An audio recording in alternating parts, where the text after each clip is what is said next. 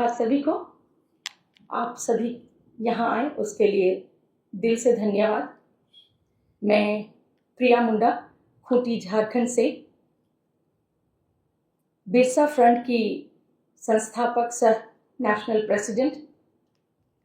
जैसे कि आप सभी आजकल देख रहे होंगे, हमारे पूरी झारखंड में नगर निगम चुनाव की जोरों शोरों से तैयारी चल रही है और प्रत्याशी अपने अपने तरीके से एडवर्टीजमेंट हो रहा है, अपने जीत के लिए कोशिश कर रहे हैं। लेकिन बहुत दुख के साथ मुझे ये कहना पड़ रहा है, और बहुत सारे लोगों को पता होगा और शायद नहीं पता तो मैं जानकारी दे दूं कि हमारे झारखंड में 13 ऐसे जिले हैं जो 5वीं अनुसूची क्षेत्र में आता है। उसमें से रांची, कुछ नाम मैं बता दूं, रांची, लोहरदगा, गुमला, सिमडेगा, लातेहार, ईस्ट सिंहभूम, वेस्ट सिंहभूम, सरायकेला खरसुआ, दुमका, जामताड़ा, पाकुड़, साहिबगंज और कुछ हिस्से गोड्डा, पलामू और गढ़वा के हैं।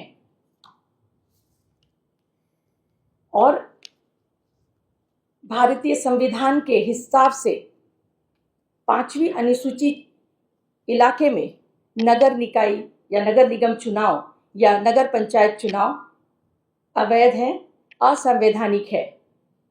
भारतीय संविधान के आर्टिकल 243(z)(c) के तहत 5वीं अनुसूची क्षेत्र में नगर निगम चुनाव तब तक नहीं हो सकते जब तक कि इसके लिए पार्लियामेंट से कोई कानून ना पास हो जाए, और अभी तक पार्लियामेंट से इसके लिए कोई भी कानून पास नहीं हुआ है। जिस तरह से पंचायत चुनाव के लिए पेशा है, उसी तरह से नगर निकाय चुनाव और नगर निगम चुनाव या नगर पंचायत चुनाव के लिए कोई कानून नहीं बना है।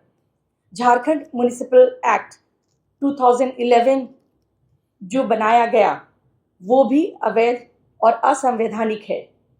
तो इसी मुद्दे को लेकर, क्योंकि हमारी परंपरा, हमारा स्वशासन व्यवस्था ही हमारी शक्ति है, और हमें अपनी रूढ़ी परंपरा को और अपने 5वीं अनुसूची क्षेत्र को इससे बचाना होगा। उसके लिए खड़े होना पड़ेगा।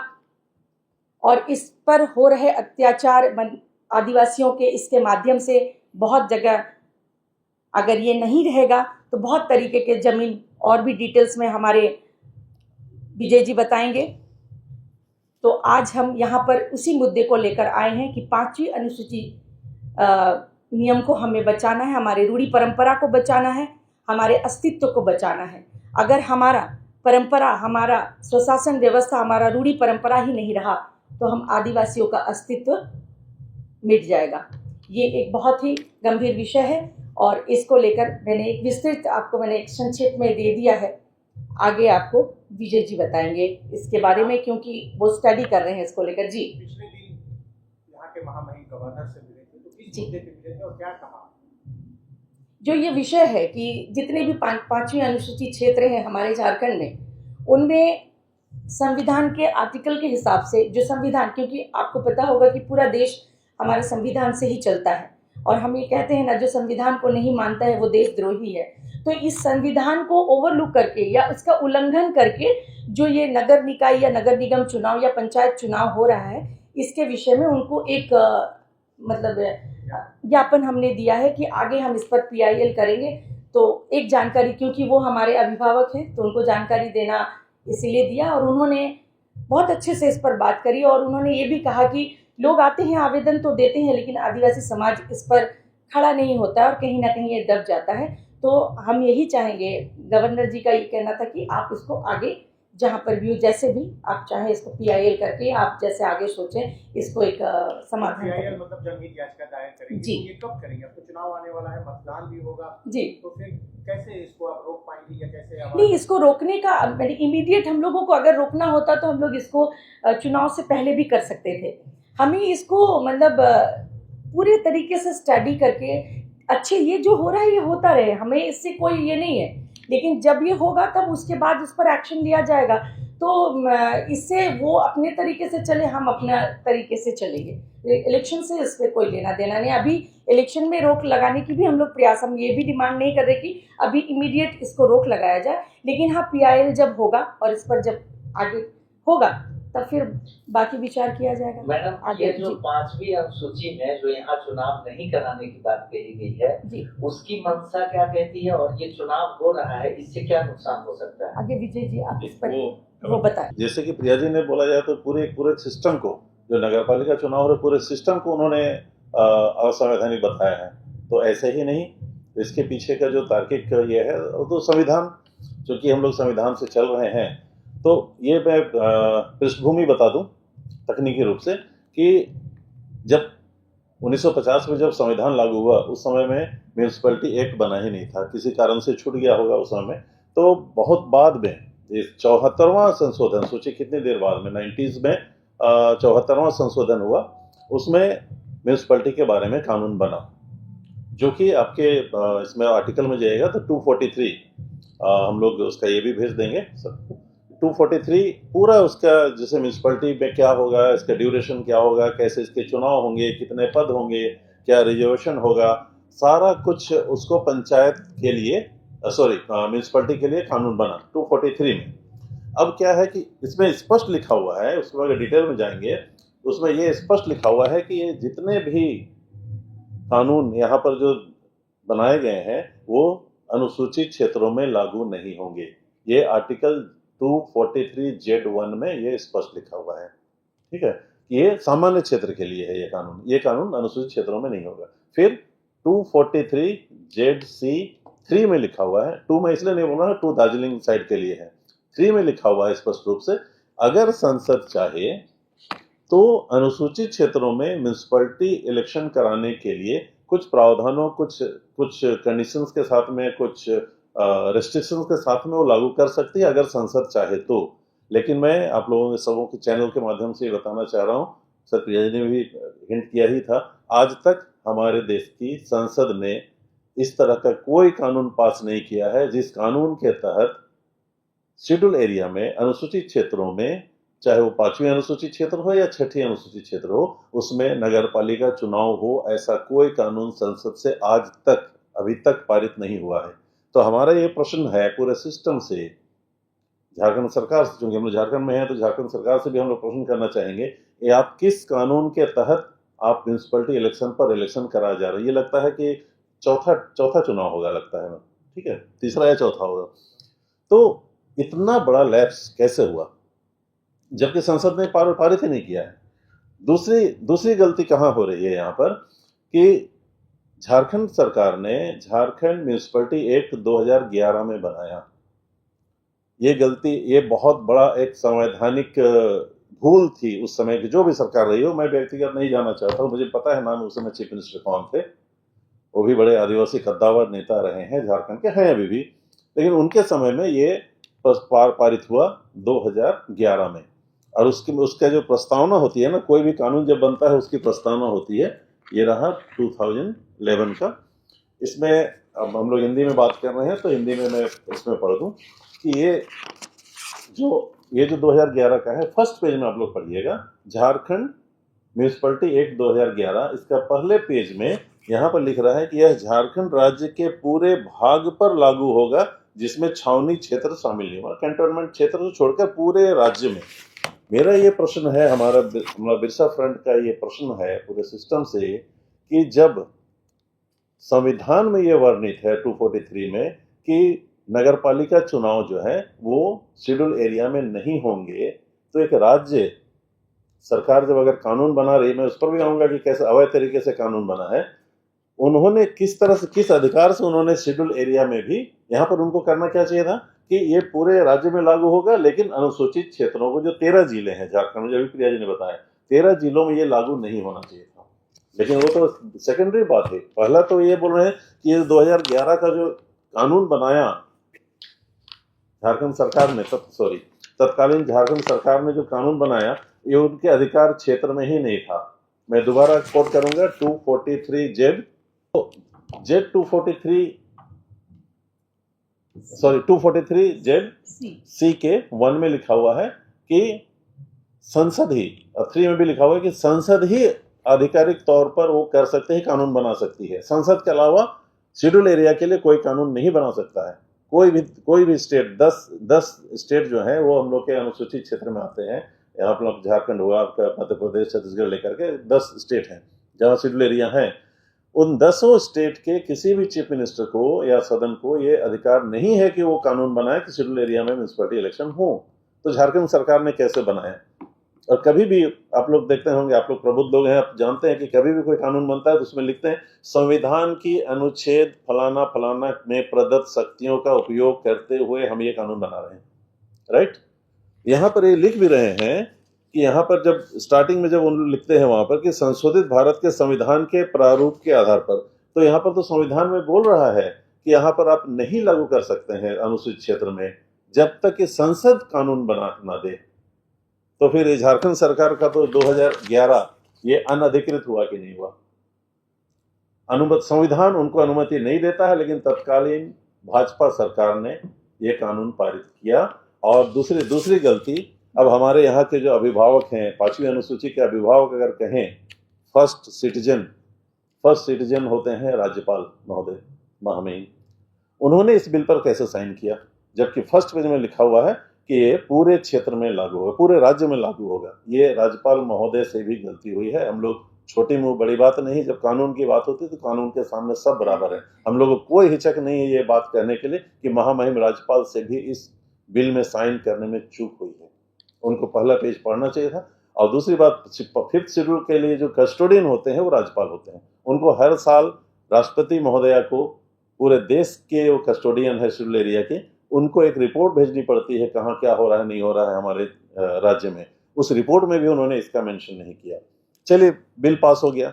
इसके बाद भी होता है, राज्यपाल के पास में शक्ति है, संविधान प्रदत्त उनकी शक्ति, राज्यपाल की शक्तियों वाला में जाएगा तो 5(1) में उनको एक पावर दिया हुआ है, चाहे केंद्र से कोई कानून पारित हो पूरे देश के लिए या राज्य सरकार के द्वारा कोई कानून पारित हो सदन से पास होकर, उसको अगर राज्यपाल, चाहे उनके पास पावर है, वो एक सिंपल एक गजट नोटिफिकेशन, एक पेज का गजट नोटिफिकेशन, इतना बड़ा गजट नोटिफिकेशन निकलेगा राज्यपाल महोदय के हस्ताक्षर मोहर से कि भाई ये जो कानून झारखंड सरकार या केंद्र सरकार में पारित हुआ है, मेरे हिसाब से ये हमारे राज्य के अनुसूचित क्षेत्रों में, शेड्यूल एरिया में लागू नहीं होगा। एक गजट नोटिफिकेशन अगर राज्यपाल महोदय सर ने निकाल दी, तत्कालीन जो भी थे, उससे मतलब नहीं है, व्यक्ति पर नहीं जाऊंगा मैं, तो उन्होंने अगर ये नोटिफिकेशन निकाल दिया होता तो आज ये म्यूनिसिपल इलेक्शन शेड्यूल एरिया में नहीं होता। लेकिन राज्यपाल महोदय से उस समय के ये भी दूसरी चूक हुई।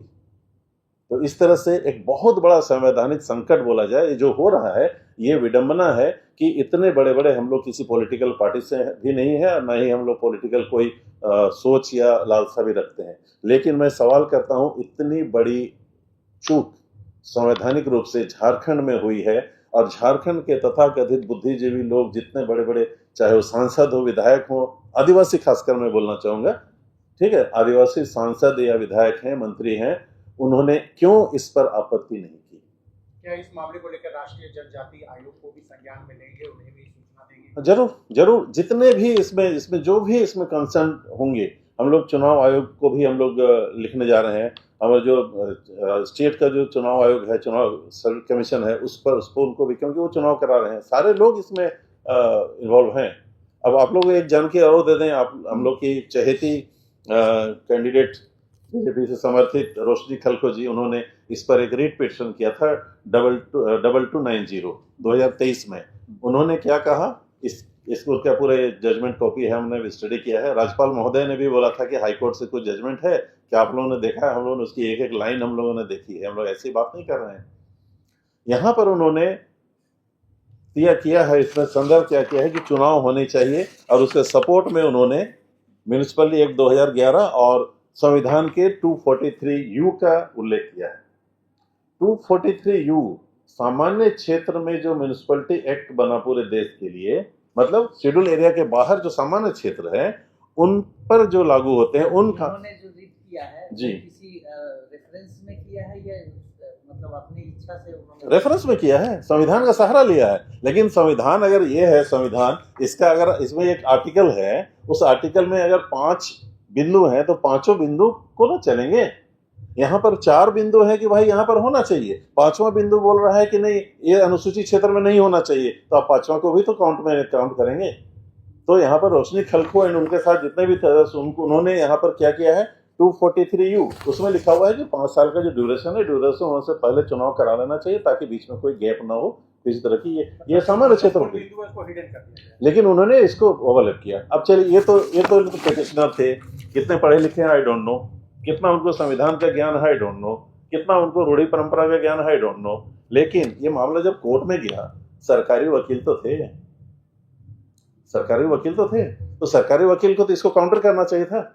उसकी जगह में अगर हमारे फ्रंट के लोग होते, एक लाइन बोलते कि भाई रोशनी खलको मैडम, आपने जो रेट किया है, आपने 243U का संदर्भ लिया है कि आपको 5 साल में चुनाव होना चाहिए, लेकिन उसमें आप थोड़ा सा और आगे जाइए, थोड़ा नीचे जाइए, पूरा पढ़िए, 243 जेड में आइए। जेड में लिखा हुआ है साफ कि भाई शेड्यूल एरिया में म्युनिसिपल इलेक्शन होना ही नहीं है। या तो फिर आप पार्लियामेंट से पास किया हुआ कानून आप ला के दीजिए, किस कानून के तहत। इनका केस तो वहीं खारिज होना चाहिए, लेकिन न तो सरकारी अधिवक्ता ने इसको स्टडी किया, जो सरकार के तो बड़े बड़े वकील हैं जो भाई महाधिवक्ता बनते हैं, तो उन्होंने क्यों क्या स्टडी, कैसे छूट गया उसी का। अगर इसका रेफरेंस नहीं होता तो बात अलग है भाई कि वहां की बात से हो गया, वहां कुछ और बात थी। लेकिन उसी अनुच्छेद में ये बैन लगाया हुआ है शेड्यूल एरिया में, उसको कैसे जज साहब ने भी, अब आते हैं जज साहब पर, आनंदी सेन, सब माननीय लोग होते हैं हम लोग मिलॉर्ड, लेकिन उन्होंने भी इसको कैसे स्टडी नहीं किया। डेट पर डेट पढ़ते हैं, लेकिन कैसे इन्होंने कर दिया आदेश जारी सरकार को, झारखंड सरकार को आदेश कर दिया कि आप इसको इलेक्शन कराइए, नहीं तो फिर कंटेम्प्ट हो जाएगा। मतलब जो रूढ़िवादी परंपरा है, कस्टमरी लॉ की जो बात होती है, तो ये कहीं ना कहीं पूरी तरह से गौण होते जा रही है, लोग इसको समझ नहीं रहे हैं। बिल्कुल सही। जो बात है, मूल बातें हैं, वो लोगों के संज्ञान में नहीं लाया जा रहा है, जान ही नहीं रहे कि रूढ़िवादी परंपरा क्या है, हमारा कस्टमरी क्या लॉ है, उसको फॉलो नहीं कर रहे हैं। और कहीं ना कहीं ये भाग दौड़ में लोग भाग रहे हैं, आपाधापी है, और अपनी वो चीजों को भूलते जा रहे हैं। बहुत सही है, बहुत सही आपने क्वेश्चन किया, बल्कि बोले आपने फैक्ट रखा। ये पूरी लड़ाई हमारी किसी व्यक्ति के विषय से नहीं है, किसी सिस्टम से नहीं है, हमारी जो शासन व्यवस्था में। थोड़ा सा बैकग्राउंड में चले जाता हूँ भाई। जब अंग्रेज आए यहाँ पर, जब मुगलों से लड़े हमारे पूर्वज, किस लिए लड़े थे? बिरसा मुंडा ने, हमारा नाम बिरसा मुंडा जी के आदर्शों को लेकर हम लोग आगे बढ़ रहे हैं। उन्होंने कैसे अकेले लड़ाई की उस समय में, जब एक फोन पर हम लोग यहाँ एकत्रित हो गए हैं, ठीक है, लेकिन उस समय कैसे उन्होंने संगठित किया होगा, किस लिए? अबू अदिशुम अबू अराज, मेरा देश है ये, हमने जंगल, हमारे मैंने बिरसा जी ने भी कहा, उन्होंने नहीं, उनके पूरा हजारों साल की हमारी व्यवस्था है, हमारी परंपरा है कि जंगलों को काट करके, they are the first dwellers, first हमारे सिटीजन हम आदिवासी थे, तो उन्होंने जंगलों को काट के, पहाड़ों को काट के रहने लायक बनाया, और यहीं पर हम टैक्स देंगे मेरी जमीन पर, और यहाँ की शासन व्यवस्था हम किसी और को देंगे? हमारा देश है, हमारा प्रदेश है, हमारा सिस्टम है, हमारे कस्टमरी लॉ है, हमारा सिस्टम है, उस सिस्टम से ही हम और इस बात को हम लोग तो आज बात कर रहे हैं संविधान की। संविधान तो 1950 में बना, थोड़ा सा पीछे चले जाइए, जब अंग्रेज थे 1935, और कभी पढ़िएगा सर, 1935 में गवर्नमेंट ऑफ इंडिया एक्ट, अंग्रेजों के समय में 1935, उसमें आर्टिकल 91 और 92 उसमें पढ़िएगा, उसमें भी जो हमारे जो 5th शेड्यूल एरिया है उसको आंशिक वर्जित क्षेत्र, जो शब्द मैं बोल रहा हूँ वही वहां है, आंशिक वर्जित क्षेत्र। हमारे झारखंड उस समय नहीं था, मतलब ये एरिया से लेकर आप महाराष्ट्र तक, हिमाचल तक का जो आदिवासी बेल्ट है, उसको उन्होंने आंशिक वर्जित क्षेत्र का, जिसको कि संविधान में 5th शेड्यूल बोला गया। और पूर्ण वर्जित क्षेत्र, जहां टोटल पॉपुलेशन ट्राइबल्स की है, आदिवासियों की है, वो हो गया हमारा 7 सिस्टर आसाम, मणिपुर, त्रिपुरा, जो 6th शेड्यूल में आ जाता है। वो 1935 के गवर्नमेंट ऑफ इंडिया एक्ट में सेक्शन 92 में था, आर्टिकल 92 में। उसको हमारे संविधान निर्माताओं ने भी उस बात को सम्मान दिया कि भाई इतना कैसे सैकड़ों सालों का ये है, पूर्ण आहुति दी गई है, उस पर जल जंगल जमीन के लिए आहुति दी गई है, स्वशासन व्यवस्था के लिए लड़ी थी। अंग्रेजों ने भी उस पर इंक्रोचमेंट नहीं किया, लेकिन हमारे सिस्टम ने अपनी सिस्टम, क्या हम लोग आजाद हैं? हमारे सिस्टम ने हमारे आदिवासियों की स्वशासन व्यवस्था में इंक्रोच किया है। इसका एग्जाम्पल मैं थोड़ा सा दे दूं, आप लोग पैसा तो सुन ही रहे हैं, हाल में अभी नियमावली पारित हुई है, दिसंबर में ही हुई है। उसके लिए देखिए पैरेलल आप सोच लीजिए, पंचायत, ये म्यूनिसिपैलिटी, इसको पास में रख के देखिए। पंचायत चुनाव के लिए देश में संसद से पारित क्या हुआ 1996 में, ये पंचायत अधिनियम पारित हुआ, पंचायत कानून पारित हुआ, ठीक है 1996 में। उसको बेस करके देखिए सीक्वेंस देखिए एकदम सही है वहां। उसको बेस करके झारखंड सरकार ने JPRA झारखंड पंचायत राज अधिनियम 2001 बनाया। उसके बाद में उसमें कुछ विसंगतियां हैं, मैं उस पर आज नहीं जाऊंगा, आज का हम लोग का विषय नहीं है, पर सिस्टम को वहां पर फॉलो किया गया था। 1996 में केंद्र सरकार से बिल पारित हुआ, उसके आधार पर, उसके प्रावधानों के आधार पर झारखंड सरकार ने JPRA 2001 बनाया। उसके बाद में फिर कुछ विसंगतियां थी, तो उसके बाद फिर नियमावली अभी नियमावली बनी है, वो भी एक विषय है, उस पर हम लोग फिर अलग से बहुत कुछ है, उस पर हम नहीं जा रहे, लेकिन वहां कम से कम सिस्टम फॉलो किया गया।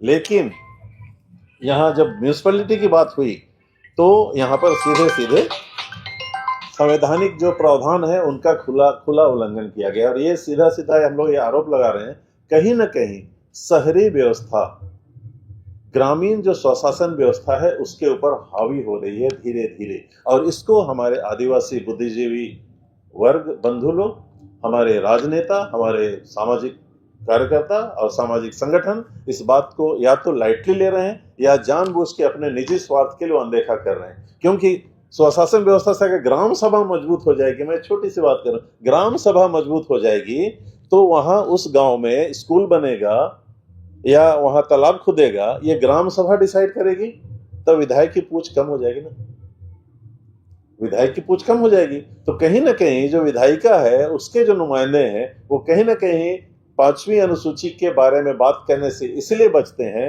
कि इस ग्राम सभा अगर मजबूत होगी, आदिवासी स्वशासन व्यवस्था होगी शेड्यूल एरिया में, तो कहीं ना कहीं उनकी विधायकी कमजोर होगी। यही कारण मुझे लगता है, और शायद ये है भी। तो ये एक बहुत बड़ा, लेकिन हम लोग अपनी लड़ाई को हम लोग आगे, एक चीज मैंने शायद आपने प्रश्न किया था कि इसका निगेटिव क्या होगा, शायद आपका